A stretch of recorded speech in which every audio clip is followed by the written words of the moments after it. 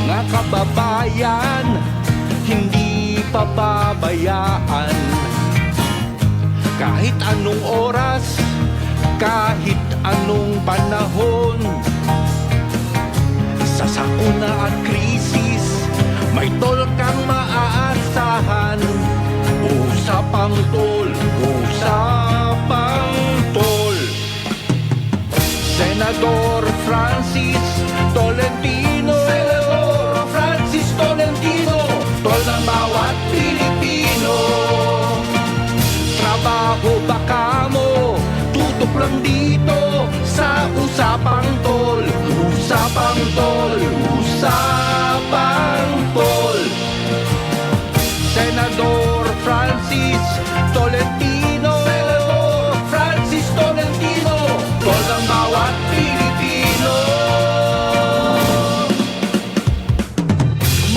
Magandang umaga Luzon, Visayas at Mindanao. Ngayon po ay araw ng Martes, ika-30 sa buwang ito ng Hulyo taong 2024. Makulimlim tayo ngayon dito sa area po ng Pasig City. Maging dun sa aking pinanggalingan sa Quezon City, makulimlim din po ang lagay ng panahon. Ako pong muli ang inyong lingkod, Cecil Villarosa, para sa isa na namang edisyon ng programang Usapang Tol. Makakasama natin syempre mamaya, wala pong iba kundi ang tol ng bawat Pilipino. Senator Francis Tol Tolentino, tayo po ay live na nasusubaybayan sa iba't ibang panig po ng bansa sa pamamagitan po ng mga regional station ng DWIZ 882 at syempre maging sa iba't ibang panig po ng mundo. Kaya yung ating mga kababayan, yung mga OFW, pwede po kayo mag-monitor sa pamamagitan po ng Facebook page at YouTube channel ng DWIZ. At tayo rin po ay live simulcast na papanood po sa Aliw TV Channel 23. Pwede po kayong sumama sa ating talakayan ngayong umagang ito. Ipadala lamang po inyong komento sa Facebook page ng DWIZ o kaya po isang aming text line 0999-376-6768. Ang ating pong makakapanayam mamaya ay ang Philippine Coast Guard. Kagaya nga po na nabanggit kahapon ni Senator Francis Tol Tolentino, yung extent ng nangyaring oil spill doon sa Limay, Bataan. Ang sabi po ng gobernador ng Cavite, umabot na raw po doon sa kanilang shorelines yung tagas ng langis.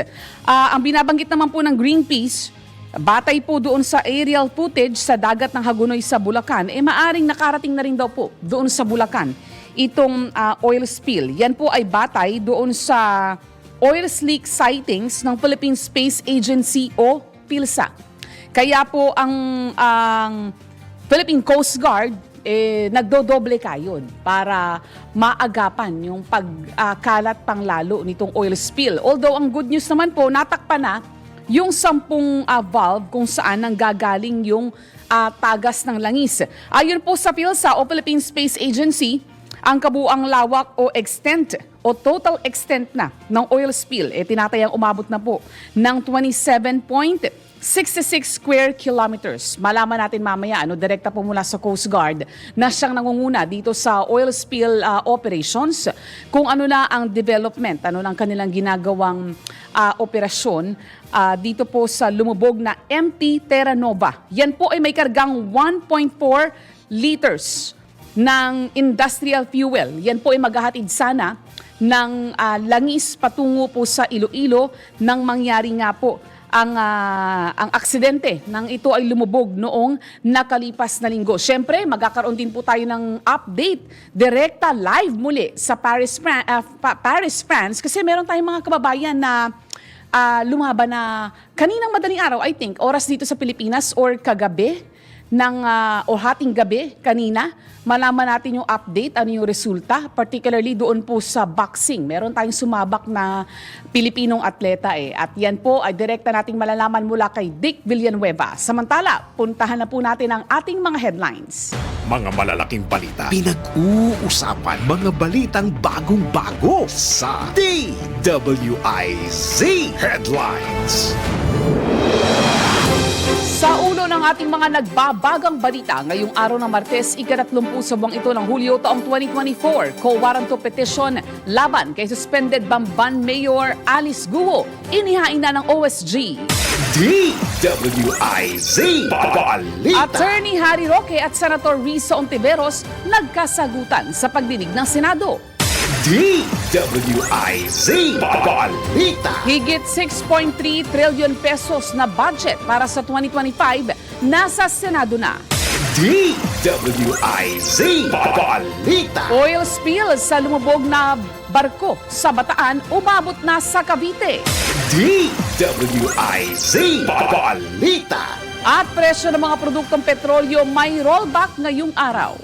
Mga balitang updated, mga isyong updated, mga komentaryong updated sa Usapang Tol. Kasama si Senator Tol, Senator Francis Tolentino, Tol ng bawat Pilipino, at Cecil Villarosa.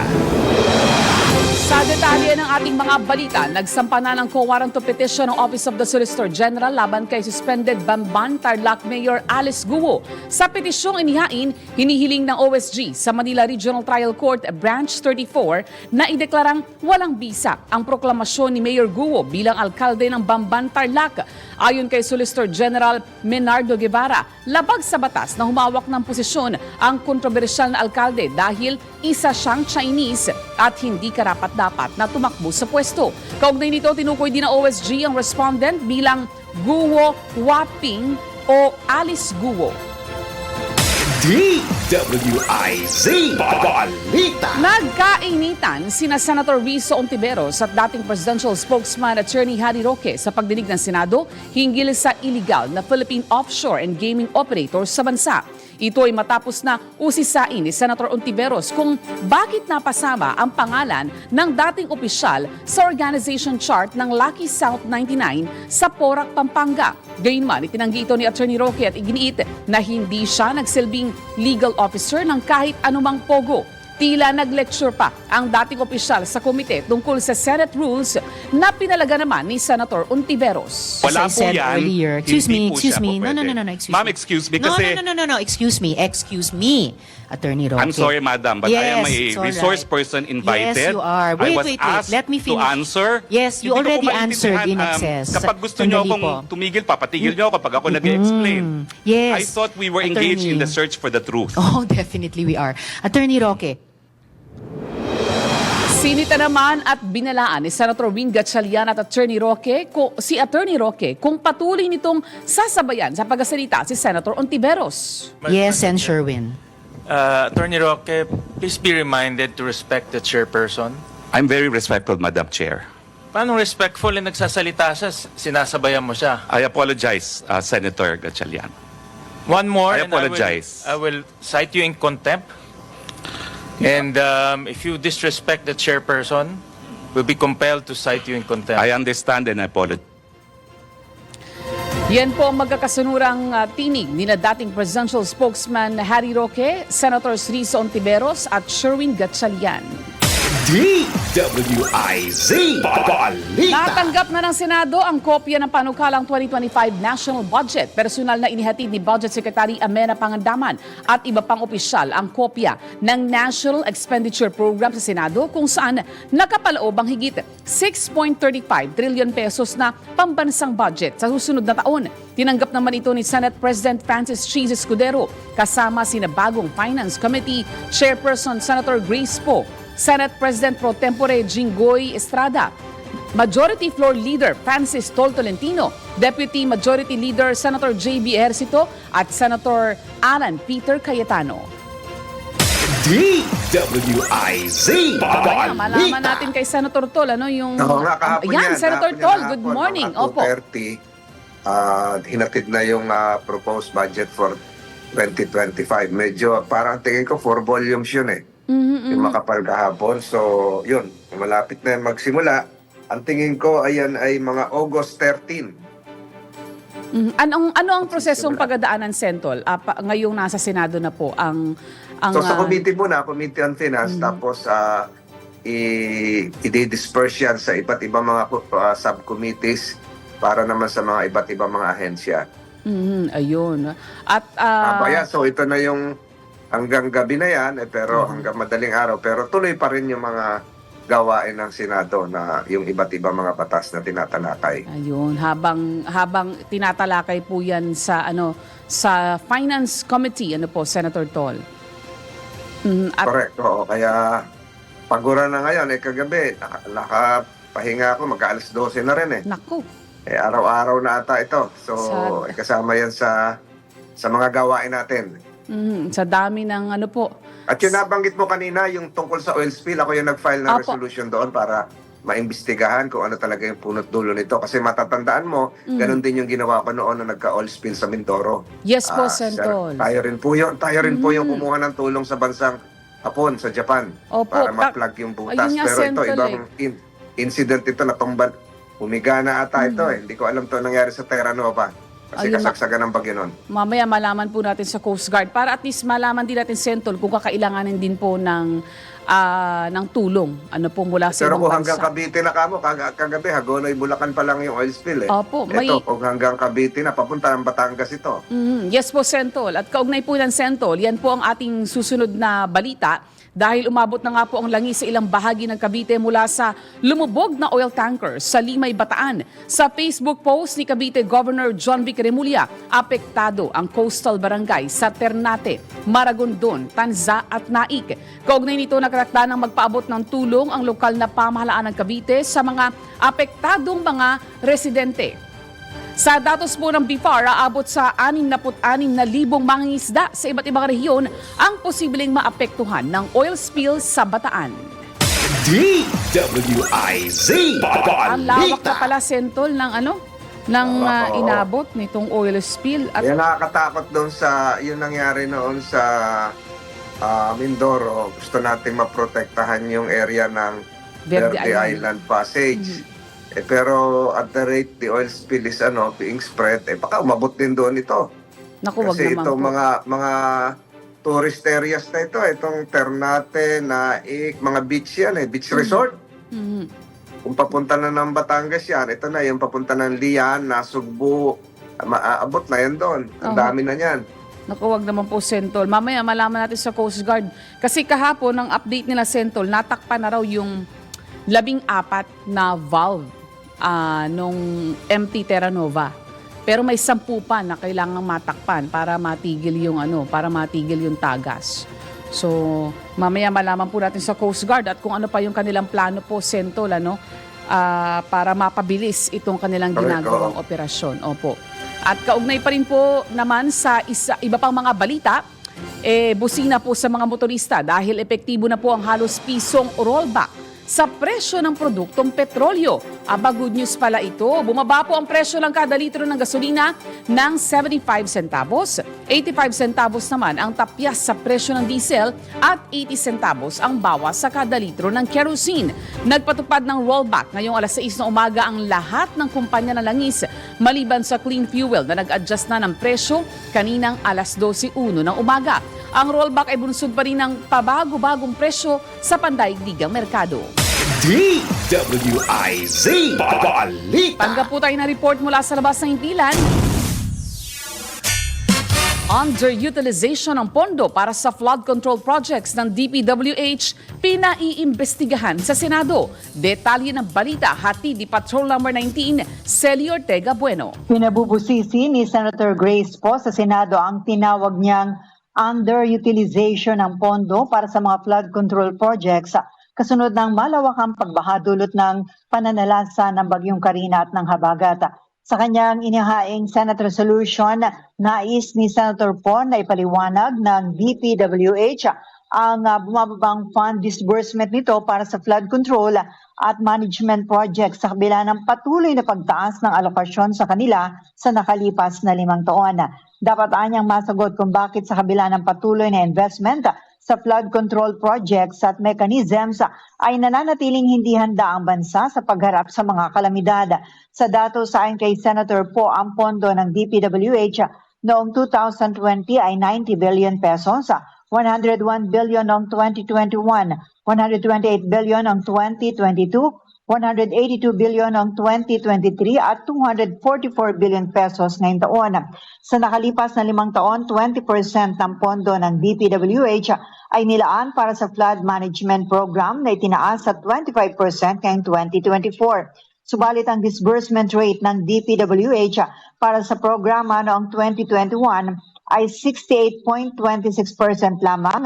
73% noong 2022 at bumagsak sa 58% nitong nakalipas na 2023.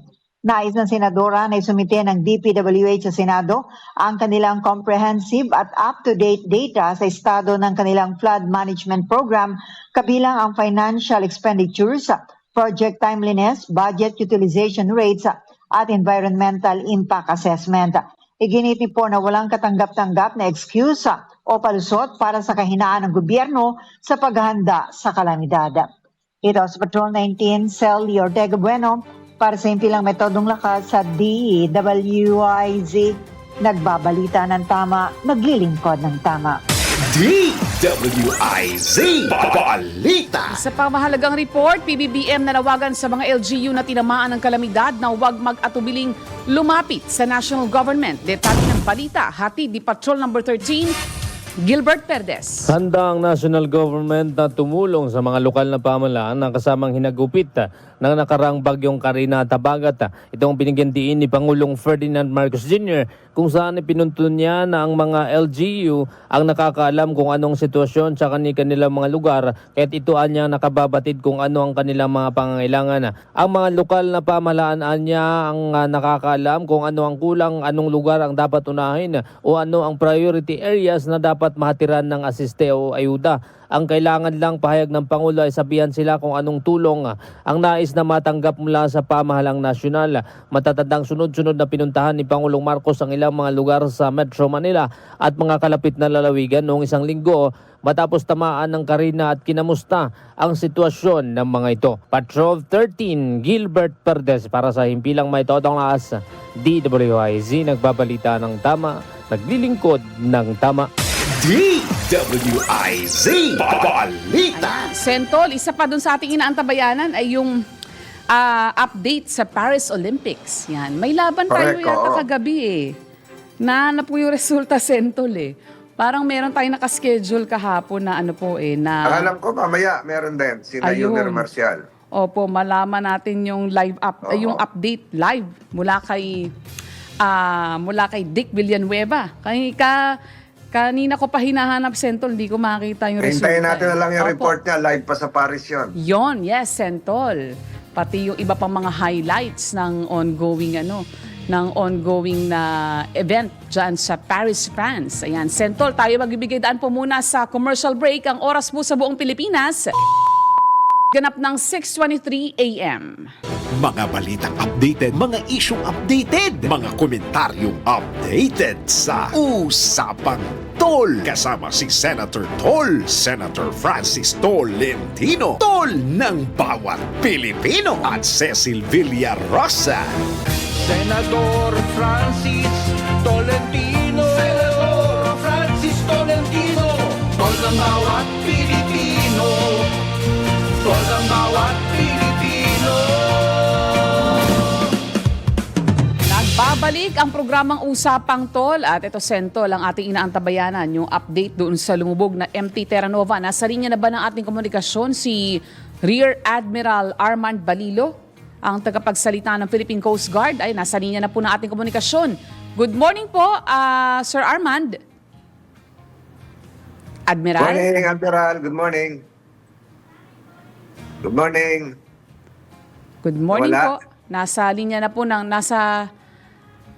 yes, po. Admiral, good morning po. Hi, Cecil. Yun. Senator Tol, good morning. Hi, good morning, Admiral. Kumusta po kayo? Mabuti naman po at ito po, nagtatrabaho pa rin.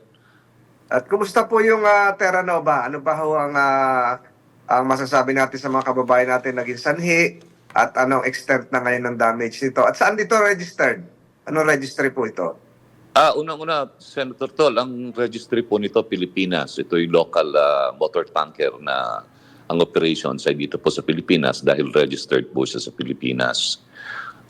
Kahapon ho ay mukhang nakumpleto na po ng Harbor Star yung capping. At mapapansin po na wala na halos na langis na kumakalat sapagkat yung huling air surveillance po namin, sheen na lang po yung nakikita. At inikot po namin yung buong Manila Bay. Kasama na po yung sinasabi sa Hagonoy ay halos wala po kaming makita. pinagpapalagay natin na nag-dissipate na yung ibang langis, no? Pero may mga reports po sa Cavite at yun naman po ang Yun, chichikin tama. natin today. So ito po ay local registry. Double hull ba ito? Ho? Double hull? Opo, double hull po. Yun po ang requirement pagka motor tanker. At base naman po dun sa binigay ng Marina ay nakapag-comply naman po itong barko na ito. Mga ilang taon na ho itong barkong ito, Admiral? 2002 po nung ginawa siya, so mga 22 years na po siya. Ano ho siya ngayon nakahiga sa dagat? Ngayon po ay medyo nag-upright na po yung position niya. Nakatagilid po siya doon sa dagat sa kanang bahagi niya kung di ako nagkakamali. At ang plano po ay bawasan siya ng 50,000 liters ngayong araw na ito kung wala pong magiging problema. At 50 liters po sa mga susunod na araw hanggang makakompleto siya ng 300,000. Pagkatapos po nun, sir, ay dadalhin po siya dun sa shallow portion at doon na po itutuloy yung siphoning operations. So may isa-salvage ho ito, mapapalutang kagad ho ito, Admiral. Opo, yun po ang plano, sir. Mai-salvage muna siya at hatakin dun sa shallow portion at doon itutuloy yung ano po operations ba sa ang siphoning. nangyari talaga dahil doon sa kasagsagan ng bagyo, tinamaan to sa starboard kung ano man at sa lampas ng alon yun ang naging sanhe? Yun po yung claim nung kapitan na nung kasagsagan po ng kanilang pagbabiyahe ay sumalok sila ng alon. Nung nasa Nasugbu na po sila at nag-decide po sila na bumalik. Nung mga bandang nandito na sila sa Limay, hinahatak po sila ng isang tugboat, ay napatid po yung tali ng tugboat at muli po silang pinasok ng tubig at tuluyang lumubog. Bakit to bumiyahe pa sila kung di ba may mga gale warning na ang pag-asa, so dapat bawal na silang maglayag? Ang sabi po sa amin during that time, although under investigation ito, wala na pong public storm warning signal during that time at may clearance po sila na maglayag. Pero alam niyo naman po ang palagi naming sinasabi na pagka po wala pong public storm warning signal at lumayag na yung barko, ito ay nasa pangalaga na ng kapitan ng barko. Being the captain, siya po yung master ng barko at siya ang higit na nakakaalam kung anong mas mabuti sa kanya. Saan po Ang nang tingin ko galing, po Admiral? dito, Saan nang galing ito? Sa mga parte kaya ito ng San Pascual? sa Limay po. Sa Limay. Opo. Sa Limay siya galing, papunta ng Iloilo. Iloilo. Ayun, so kumuha ng gasolina. So safe naman po lahat, yung tripulante natin doon? Meron pong isang nasawi. Na-rescue po natin yung lahat ng tripulante. Maliban po Isang dun sa nasawi. isa na after 2 days ay nahanap natin sa bandang Nabotas na. At Nako. na-confirm na siya po yung second mate na nawawala. At nasawi nga po. At na-turn over naman po, Senator, dun sa mga pamilya nila. Nakikiramay tayo dyan sa pamilya ng tripulanting yan. Cecil, baka may tanong ka kay Admiral? Yes po, Admiral.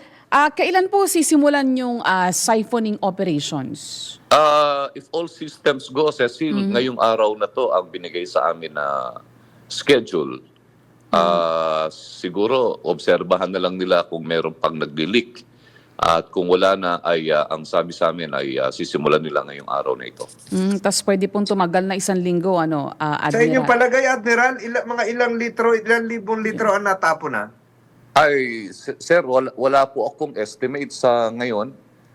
Hihingin po natin yung data dun sa Harbor Star para malaman natin kung ilan yung tumapo na langis at maibigay po natin sa inyo. Ayun, salamat. Ngayon, bawal mangisda muna dyan sa mga area na yan. Yung mga nabanggit natin kanina, Hagonoy, yung nabanggit naman sa Cavite, yung Ternate, Tanza. Naik, Tansa. baka Cavite City, inabot na rin. Yung mga dalampasigan, papunta na ng Nasugbo. Ganun ba, Admiral?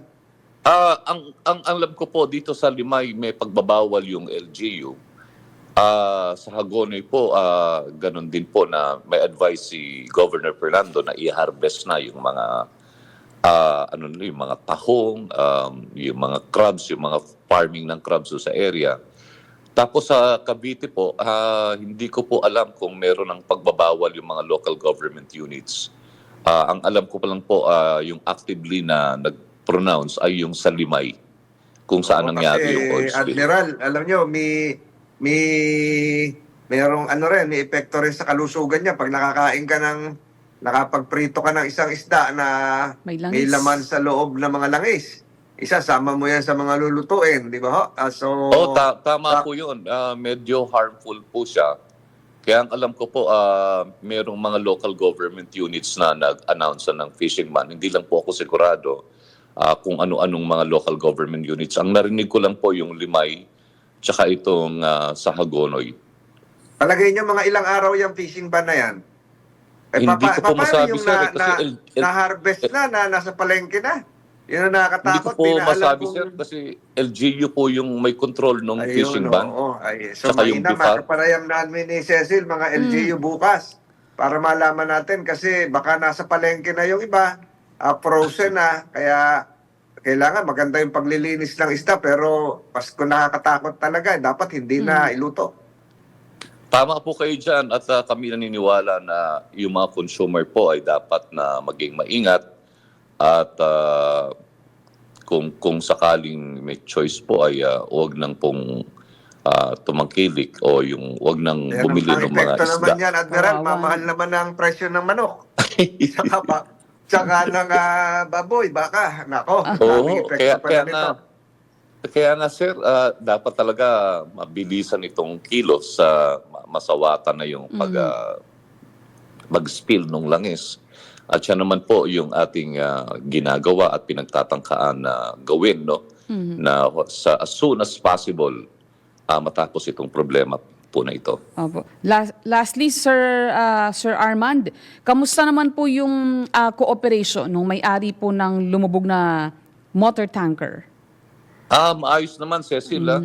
Nakikipag-usap sila sa amin at actively participating doon sa operations. Sila yung nag-hire ng Harbor Star at on top naman sila doon sa mga operations na ginagawa nitong Harbor Star. Sir, meron pang isang lumubog, yung sa Cabcabin Mariveles, tanker din ito. Nako, ano naman yan, may laman? Yun na lang, sir. Awa ng Diyos, ang laman lang nito ay diesel. Pero ganun pa man ay tatanggalin pa rin natin Oo. mga 5,500 Ano, kailan siya? ng Kasabay laman nitong, kasabay ng Terra Nova? Webis yung Terra Nova. Ito Sabado, sir. Lumubog din days. ito. Wala na, halos wala ng bagyo yan. Opo, wala pong bagyo. At nagpa-dive na po tayo at chinek po yung mga Anong mga pangalan ng, tanks niya. ng barko, Admiral? Yung una pong report sa amin, Jason Bradley, pero nung denive po nung mga tao namin, motor tanker Dorothy 1. Ang Dorothy. tamang pangalan Dorothy. niya po. Dorothy ano po? Uno. Sir. Dorothy Uno. Nakadalawa 20. pala ito. Bataan Wala pa pa tayong pareho. report kung ilang libon litro naman itong diesel. 5,500 po. 350,000 yung tank capacity niya, pero wala pong laman. Okay. Nung na-check namin. Ayun. So 5,500. Walang laman. Yung tank niya po, yung carrying tank niya, wala pong laman. Itong 5,500 diesel, ito po yung Yung gatong operating fuel niya. Okay, opo. Ay, sana safe din yung mga tripulante natin dyan. Yung 6 na tripulante ay safe naman po. Mukhang nakapag-abandon ship sila ng maaga at nakapunta sa safer ground. Mababaw lang naman po ito, tsaka malapit lang yung area. Dalampasigan. So, dalampasigan po. So, pinagsasubmit na po namin sila ng action plan yung may-ari. Kaya para kailangan po- talaga pag may bagyo, total ban sila na wala mo nang aalis. Ano ho? Yun ang tingin kong solusyon dyan.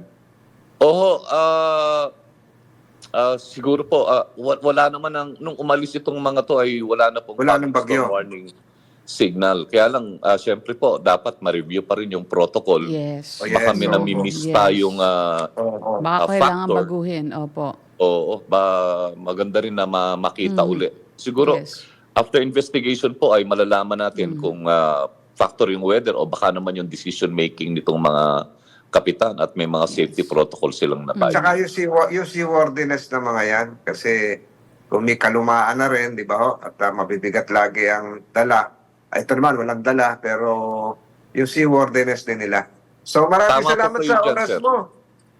Rear Admiral, may tanong ka pa, Cecil? Okay na po, Sentol. Maraming salamat. Napakaliwanag. Admiral. Ang dami kong nakalap na informasyon. At mag-ingat po ang ating mga kawani ng Philippine Coast Guard. Mabuhay po kayo. Salamat, Senator Tol at Cecil. Maraming salamat sa pagkakataong makapagpaliwanag. Salamat din po, At Admiral. salamat po. Magandang umaga. Tamo, mga Coast Guard natin, maaga talaga gumising yung mga Yes yan. po. At nakaantabay lagi. So may mga aksidente lang talaga na hindi maiiwasan. Napakabilis ng oras, Cecil. Yes po, Sentol. Ang oras po sa buong Pilipinas, ganap ng 6:43 ng umaga. Mga balitang updated, mga isyong updated, mga komentaryong updated sa Usapang Tol. Kasama si Senator Tol, Senator Francis Tolentino, Tol ng bawat Pilipino, at Cecil Villarosa. Senador Francis Tolentino, Senador Francis Tolentino, tol ng bawat Pilipino, tol ng bawat Pilipino. Sentol, ito, mainit-init pa to, Sentol. Itong inihandang report para po sa atin ng ating Europe correspondent na si Dick Villanueva, kaugnay po ng mga update, kaugnay ng laban ng mga Pilipinong atleta doon sa Paris Olympics. Dick? 3 araw nang nakalipas simula ng opisyal na kompetisyon sa ginaganap na Paris 2024 Olympics. May mga atletang Pinoy na lumaban at nanalo sa eliminations, ngunit nabigong manalo sa second round o quarterfinals. Isa na rito ang kauna-unahang Filipina fencer na si Samantha Catantan na nagwagi ng first round sa score na 15-13 kontra sa Brazilian fencer.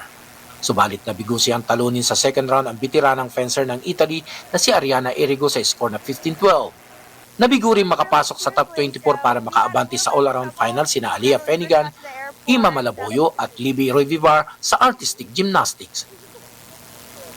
Pasok naman sa all-around floor and vault finals ang ating pambato na reigning ASEAN all-around champion na si Carlos Yulo bukas July 31 alas 11:30 ng gabi oras sa Pilipinas. Sasabak naman ang Pinay rower na si Joanny Delgaco sa quarterfinal 3 ngayong araw July 30 alas 13:30 ng hapon oras sa Pilipinas. Sa boxing women's 50 kg preliminaries, round of 32, tinalo ng Pinay boxer na si Ira Villegas ang Moroccan boxer na si Yasmin Motaki sa score na 5-0. Makakaharap naman ni Yumer Marshall sa round 16 ang pambato ng Kazakhstan na si Turabik Kaybibulaev sa July 31, Miyerkules alas 3 ng umaga, August 1 sa Pilipinas. Gayun din si Carlos Paalam na makakatunggali ang pambato ng Ireland na si Jude Gallagher, July 31, Miyerkules alas 9 ng gabi, oras sa Pilipinas. Samantala, nasaksihan naman ang kauna-unahang Pilipina medic sa Paris 2024 Olympics ang laban ni Pinay fencer na si Samantha Catantan. Ibinahagi ni Dr. Nancy Santiago de Jesus kung paano ipinanalo ni Samantha ang first round hanggang sa ito ay mabigo sa second round. Siya din ang umalalay at nagbigay ng first aid kay Samantha matapos itong bumagsak. Last, meron po tayong representative sa Olympics, and it has been a long time na meron pong nag-represent on plus babae pa po dito sa fencing ng Olympics, and it was really a great match because for the first game she won over Brazil at during this first part, we were already afraid because we know na medyo masakit yung tuhod niya, yung left knee niya, and we saw her fall down, but she was able to get up and continue the fight, and she won that first round. And then afterwards, she had to fight for against Italy, but unfortunately, since this person has a lot of experiences, and you know, Samantha, she really gave what she could, and it was really not bad. She's so young, and there's so much more in the future, but she really did well. And so, nung after po nung fight na yon, just afterwards na bumaba po siya ng arena, she got through after the journalists. So I was able to accompany her hanggang po dun sa kanyang kwarto, athlete's room, and to give her back to her physiotherapist. She was quite sad, but everything else, physically, she was okay. I made sure that okay na po siya. Mula dito sa Paris, France, ako si Dick Villanueva, nagbabalita ng tama, naglilingkod ng tama sa DWIZ 882 sa programang Usapang Tol kasama si Senator Francis Tolentino at Cecil Villarosa.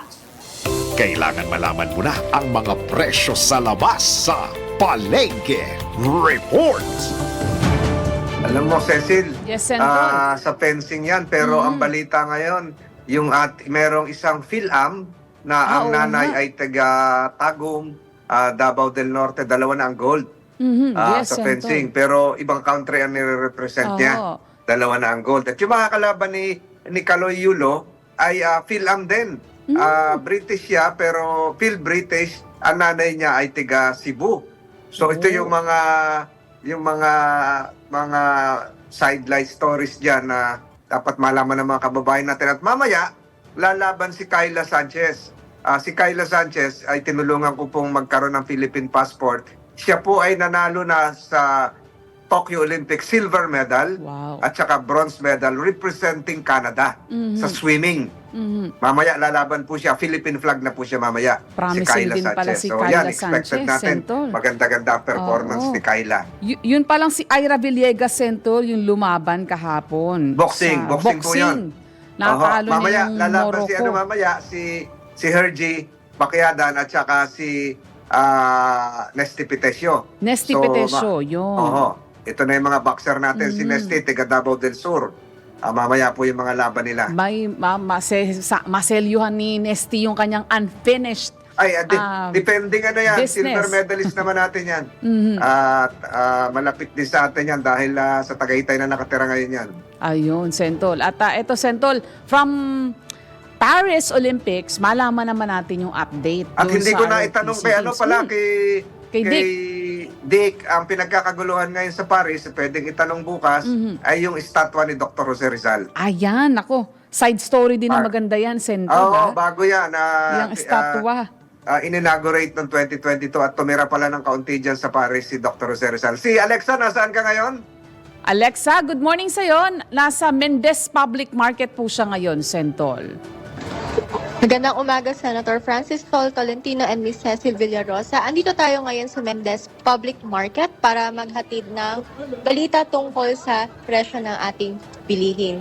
Ang gulay, sa gulay, ang sibuyas ay nasa 90, carrots 140, ganun din ang bawang, nasa 140. Ang patatas ay 100, ang palaya 120, sayote, murang-mura dito, nasa 40 pesos per kilo. Mura Ang nga. kamatis na nanatiling mataas ang presyo, nasa 180. Ang luya ay 180. Ang repolyo at ang bagyo pechay ay nasa 70 pesos per kilo. Sa karne naman, sinasabi ng mga tindero dito na medyo steady ang presyo. Ang pork chop ay nasa 310. Laman, nasa ganung presyo din, 310. Liempo, 340. Buto-buto, 290. At ang atay ay nasa 290 pesos. Sa isda naman, ang tahong ay 100 pesos per kilo, tulya 50, galunggong 260, bangus dagupan 220, tulingan 200, tilapia 90, pampano 460, ang tambakol ay nasa 200. Senator and Ms. Cecil? Parang Ay, yung mga gulay natin, kumusta yung gulay uli? Yung sa gulay natin, yung napagtanungan natin, Senator Tol, bahagyang mas mababa siya kumpara sa napagtanungan natin sa kahapon sa Alfonso, sa public market natin sa Alfonso dahil ang Taluksuhin, carrots dito from 280 dito sa Mendez Public Market nasa 140 pesos lang. Pero yung luya, mura din yung dyan, kamatis Alexa. natin medyo mataas pa Magkano rin, luya? nasa Magkano luya 180 dyan? pesos. Ang luya nasa 180 pesos per kilo. Hindi ganong kataasan. Ay, Yes, Senator. mababait yung mga kababayan ko dyan sa Mendez. Sino ang ating nanalo ng token? Kasama po natin si Miss Lucy Ibanez. Tindera siya ng mga isda dito sa Mendez Public Market. Ay, Lucy. Good morning po. Maganda umaga. Si Senator Tolentino po ito. Anong barangay ka sa Mendez? Sis, taga saan ka? Ano po ito? Ha? Mendez Juniors po. Parte po ng Indang. Inda. Ayun. Matagal ka nagtitinda dyan sa palengke? Opo, sir. Mga 17 years na, sir. Kumusta ngayon? Maulan ba dyan? Muulan po, tapos tumitigil naman po siya. Hindi po Ano siya... ang tinda mo? Gulay? Gulay ka ba? Mga fish po kami, sa mga isdaan po kami, sir. Isda? Mga ano? Opo, sir. Mga tulingan, tamban. Isda. Opo, Saan sir, galing mga ang isda? malike. Saan galing ang Meron isda? po, baksak po ng Salinas, pati po ng naik po. Galing Naik. Nako ha, meron tayong binabantayang na yung lumubog na spill. barko, pero ingat-ingat lang pati sa pamamili. At yan na, kukuha naman sa linis lahat yan. At ikumusta mo kami sa mga kababayan natin dyan sa Mendez. Okay po, sir. Wala ka bang gustong batiin, Lucy? Kamusta po yung ating mga mahal sa buhay, yung ating mga kababayan po? Ingat po tayo sa mga nagdaang pong bagyo. Ingat po tayo dahil marami pong nangyayari mga flooding ng mga lugar, mga baha po. Sa mga mabababang lugar, ingat-ingat po tayo. Ngayon kung kayo naman po may pagkakataon na makabili dito ng lupa dito sa Aplan, dito hindi ko kasi binabasa. Ayun. Nagbigay ka ng Malapit na ang tip, piyesta, hindi ka ba nag-iimbita? Hindi po, sir. INC po ako, sir. Pero kailan ba ang piyesta ng Mendez? San Agustin? Sir, katatapos lang po sa nung last week. Ito lang po, sir. Kasagsagan na pala, ulan Cecil, pala. may tanong ka? Mismong bayan po ng Kente. Lucy? Ate Lucy, nakakahawa lang yung good energy ni Ate Lucy. Good vibes lang po, Ate Lucy? Po. Opo, sige po. Salamat ng marami, Ate Lucy. Salamat. Okay po. Kumusta na lang sa mga kababayan natin dyan sa Mendez, Cavite. Okay po. Salamat po, sir. Huwag mo na alisin yung apron at yan ay pampaswerte. Pula pa Okay naman. po. Yun. Okay, salamat po. Ingat po kayo, sir. Salamat. At narinig po natin na masipag nating kababayan sa Mendez, si Lucy. Ako, mga taga Mendez po, mababait. Katabi lang ng Tagaytayan. Right ang after Mendez. Tagaytay. Tsaka Ang mura, Mendez. mura sentol yung mga bilihin doon. Salamat, Alexa, sa inyong report. Mura nga sa Mendez. May panalangin ka ngayon. Yes po, Cecil? Sentol. Bago tayo tuluyang pansamantalang magpaalam, bigyan daan muna natin ang mahalagang mensahe mula po kay Sir D. Edgard Cabangon, ang chairman ng Aliw Broadcasting Corporation. Happy reminder, don't count the things you have done for someone. Count the number of times you felt better because you made him or her happy. Think good, think God, thank God. Have a great day ahead. God bless you. God bless us all. Makita-kita ulit po tayo bukas sa Usapang Tol. Ito po si Senator Francis Tolentino. Sa mga kababayan po natin sa Tondo, Manila, nandyan po ako ngayon alas 9 ng umaga sa Barangay 123 at pakatapos po ay sa Caloocan City. Ngayon pong umaga, mga 10 o'clock po, nasa Caloocan naman po tayo. At mamaya po ay meron na naman tayong mga mahalagang mga usapin sa Senado. At maaga rin po tayong papasok. Maraming salamat po. Ito si Senator Francis Tolentino. Magandang umaga sa inyong lahat. Ako naman po ang inyong lingkod, Cecil Villarosa, antabayanan ang programang Pasada Balita kasama si Kuyang Johnny Bañez. Senador Francis Tolentino. Senador Francis Tolentino.